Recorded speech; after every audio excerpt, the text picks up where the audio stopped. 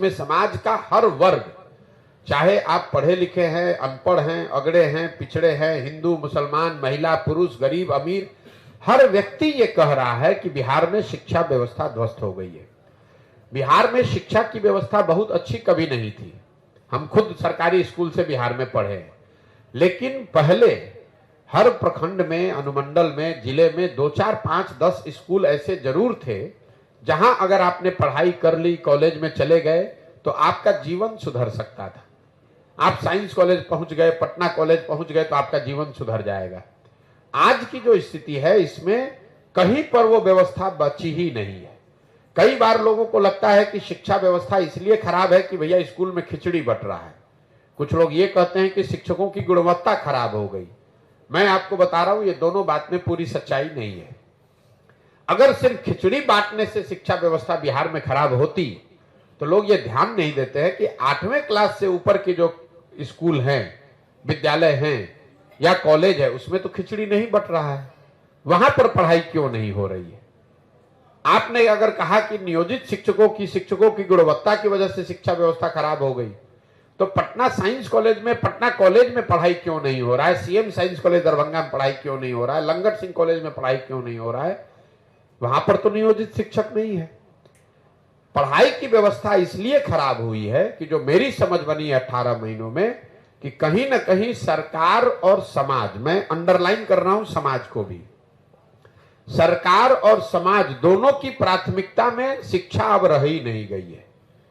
किसी को चिंता ही नहीं है कि पढ़ाई होनी चाहिए। सरकार ने एक व्यवस्था बना दी, समता मूलक शिक्षा नीति के नाम पर हर गांव, हर पंचायत में 2-4 गो बिल्डिंग बना दिया गया। नतीजा क्या हुआ? जहां विद्यालयों के भवन बने वहां शिक्षक नहीं है, जहां शिक्षक है वहां विद्यालय के भवन नहीं है, जहां दोनों है वहां बच्चे नहीं है, जहां तीनों है वहां पढ़ाई नहीं है। पढ़ाई की चिंता ही नहीं है। समता मूलक शिक्षा नीति बनाने के नाम पर हर जगह विद्यालय बना दिया गया, शिक्षकों को बहाल कर दिया गया और पढ़ाई की चिंता सरकार ने बिल्कुल छोड़ दी। इसी तरह समाज ने भी विद्यालयों की जो छवि थी वो शिक्षा का केंद्र के बजाय अब सरकारी योजनाओं और बेनिफिट बांटने का केंद्र हो गया। जब भैया स्कूल में जाएंगे तो खिचड़ी मिलेगा, स्कूल में जाएंगे तो साइकिल मिलेगा, स्कूल में जाएंगे तो पोशाक का पैसा मिलेगा, स्कूल में जाएंगे और वहां पढ़ाई होगा, इसकी चिंता ही किसी को नहीं।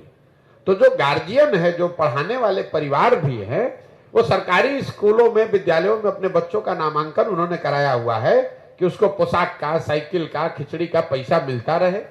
और अगर पढ़ाना है तो उसके लिए बगल के प्राइवेट स्कूल के कोचिंग में, ट्यूशन में नाम लिखवाया है। यही हाल कमोवेश कॉलेज का है। कॉलेज की जो छवि है बिहार में, वो सिर्फ डिग्री पाने का केंद्र है। नाम लिखवाइए और 3 बरस लगे या 5 बरस लगे, डिग्री लेकर चले आइए। बच्चे भी ये नहीं कहते हैं कि पढ़ाई नहीं हो रहा, वो कह रहे हैं भैया 3 बरस का डिग्री 5 बरस लग रहा है लेने में। एक कॉलेज में 15-15 हजार विद्यार्थी है, वहां टोटल कॉलेज में 10 क्लासरूम है। तो ये जो अभी नया नियम जैसे बना कि भाई सबको अटेंडेंस अनिवार्य कर दिया जाए, आप जरा बताइए, अगर 15,000 लड़के किसी विद्यालय में, कॉलेज में आ जाए, वहां 10वीं कक्षा है, तो 15,000 आदमी बैठेगा कहां? तो कहीं ना कहीं बिहार की पूरी शिक्षा व्यवस्था को अगर एक लाइन में आपको बताना हो तो स्कूल से खिचड़ी बट रहा है, कॉलेज से डिग्री बट रहा है। समाज और सरकार दोनों के लिए बस इसका इतना ही उपयोग है, पढ़ाई दोनों में कहीं नहीं हो रहा है। यही कारण है कि बिहार में जितने अनपढ़ बेरोजगार हैं उससे ज्यादा पढ़े लिखे बेरोजगार हैं, जिनके पास डिग्री है लेकिन समझदारी, ज्ञान कुछ नहीं है।